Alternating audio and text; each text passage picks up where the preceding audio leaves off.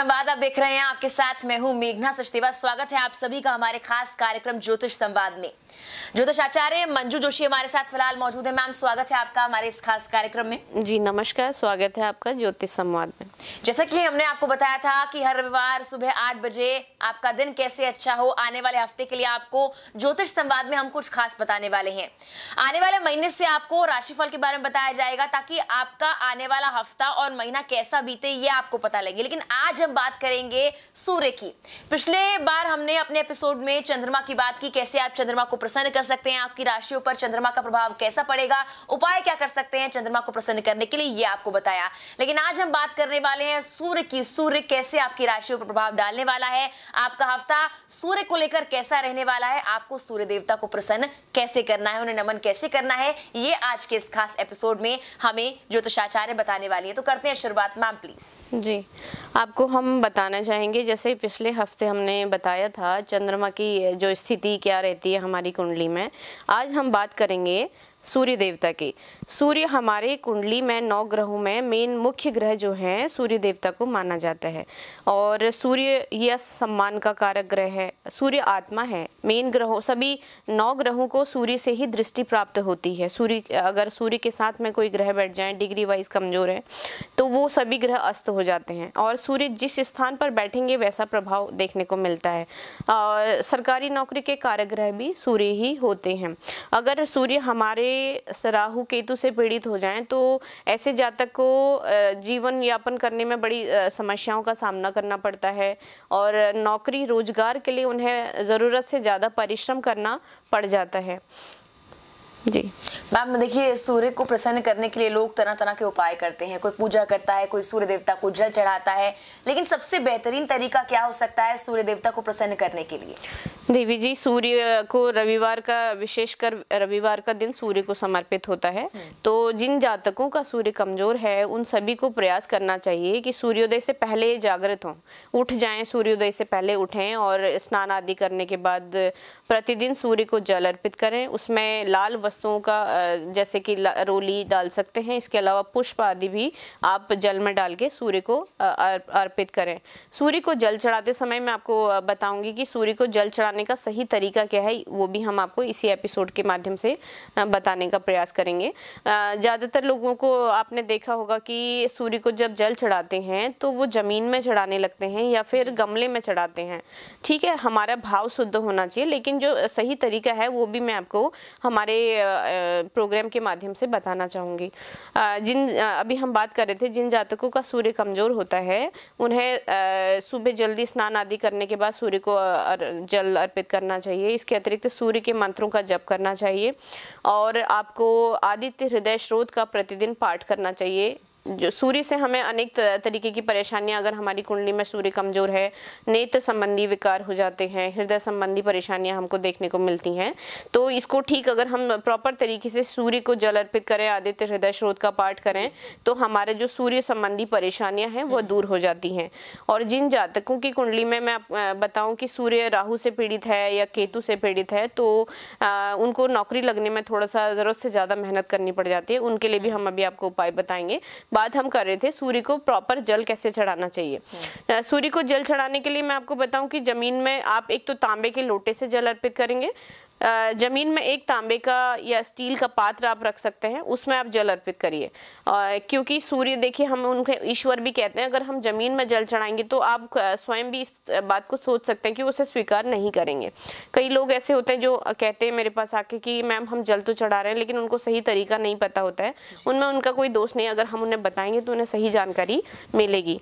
तो जमीन में उस पात्र में आप जल चढ़ाइए, जमीन में रखे हुए तांबे के बर्तन से जल अर्पित करेंगे। उसके बाद चढ़ाए हुए जल में आप सीधे हाथ से उंगलियां लगा के उसको नेत्र में और कंठ में लगाइए। उसके बाद उसको तुलसी के अतिरिक्त किसी भी प्लांट में डाल सकते हैं, किसी भी पेड़ पर उसे डालिए।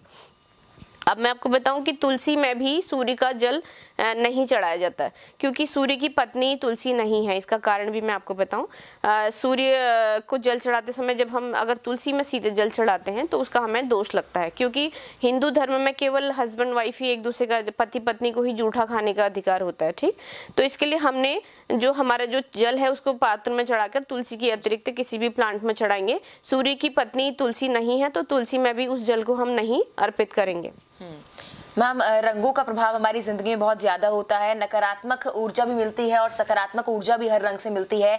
आपने पिछले एपिसोड में चंद्रमा को लेकर जिक्र किया था, लेकिन जिसका सूर्य कमजोर होता है, सूर्य जिससे प्रसन्न नहीं होते या जिनको सूर्य को प्रसन्न करना होता है, किस तरह के रंगों के वस्त्र उन्हें पहनने चाहिए, किस तरह के कपड़े उनको पहनने चाहिए?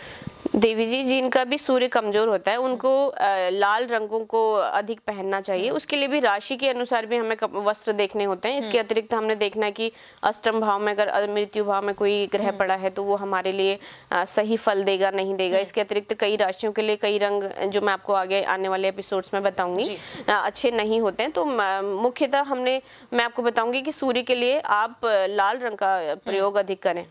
अगर आने वाले हफ्ते की बात की जाए तो किस राशि पर कह सकते हैं कि सूर्य का प्रभाव ज्यादा पड़ सकता है? कौन सी ऐसी राशियां हैं जिन पर अक्सर सूर्य का प्रभाव ज्यादा रहता है या सूर्य उनका कमजोर रहता है? जी, सूर्य, मैं आपको बताऊं, सूर्य सिंह राशि का जो स्वामित्व है वो सूर्य देव को है। इसके अतिरिक्त मेष राशि में सूर्य उच्च के हो जाते हैं और तुला राशि में सूर्य नीच के हो जाते हैं। जिन जातकों के सप्तम भाव में सूर्य पड़ा होता है अक्सर उनका सूर्य खराब परिणाम देते हैं, तो उनके लिए विशेष कर उनको लाल वस्तुओं का दान करना चाहिए। जी, कई जातकों की कुंडली में मैं आपको बताऊं सूर्य ग्रहण होता है। सूर्य ग्रहण किसे कहते हैं? सूर्य जब राहु के साथ युति बनाए, सूर्य यदि केतु के साथ युति बनाए, इस जो युति को कहते हैं सूर्य ग्रहण दोष।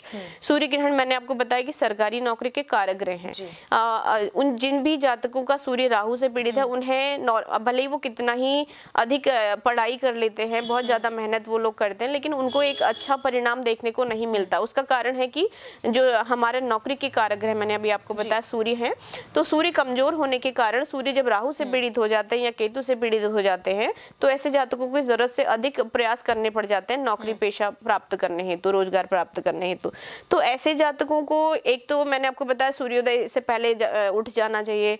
आप उसके बाद स्नान आदि करने के बाद आप सूर्य को जल अर्पित करें, आदित्य हृदय श्लोक का पाठ करेंगे। इसके अतिरिक्त जब भी जीवन काल में जब भी सूर्य ग्रहण पड़ता है तो उस दिन ऐसे जातकों को जिनका सूर्य ग्रहण दोष कुंडली में है तो उन्हें लाल वस्तुओं का दान करना चाहिए। जैसे कि क्या क्या मैं उन्हें बता देती हूँ।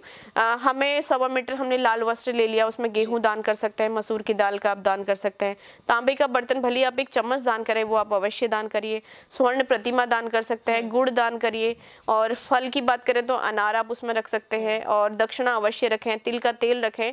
इन चीजों का आप दान करिए सूर्य ग्रहण के दिन, तो इससे आपके जो सूर्य ग्रहण दोष है वो कम होगा और आपको रोजगार प्राप्त होने में आसानी रहेगी। बिल्कुल मैम, कपड़ों के अलावा सोने और चांदी का भी अपना एक महत्व होता है कि कोई चांदी पहने जिसका सूर्य कमजोर हो तो कहते हैं कि कहीं ना कहीं उसका प्रभाव पड़ता है, या कोई सोना पहने या कोई और ऑर्नामेंट धारण करे। और हर ज्योतिष कहीं ना कहीं ये बताता है कि अगर आप इन चीजों को पहनेंगे तो आपकी जिंदगी में सकारात्मक ऊर्जा आएगी या नकारात्मक ऊर्जा चली जाएगी। तो उसको लेकर आप क्या कहेंगे?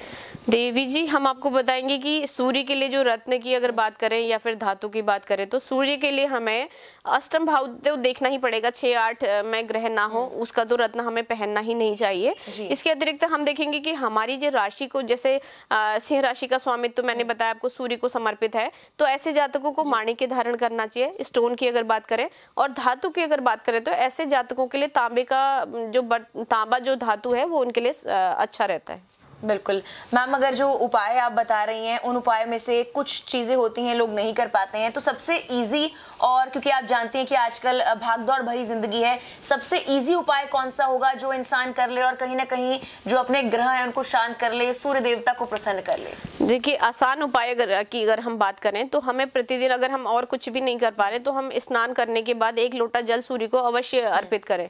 तो उससे हमारा जो बहुत सरल उपाय है, इसको हर कोई कर सकता सकता है, नहाना तो हर किसी को होता है, स्नान प्रतिदिन सभी लोग करते हैं। सुबह एक नियम बना लीजिए, उससे आपका देखिए आपका जो दिन भी है वो ऊर्जा का संचार आपके शरीर में होगा। अगर आप सुबह जल्दी उठते हैं और आप स्नान आदि करने के बाद सूर्य को जल चढ़ाते हैं तो आप सूर्य को जल चढ़ाइए। इसके अतिरिक्त सूर्य के लिए ओम घृणी सूर्याय नमः का जप करिए। ये सबसे आसान तरीका है सूर्य को प्रसन्न करने हेतु।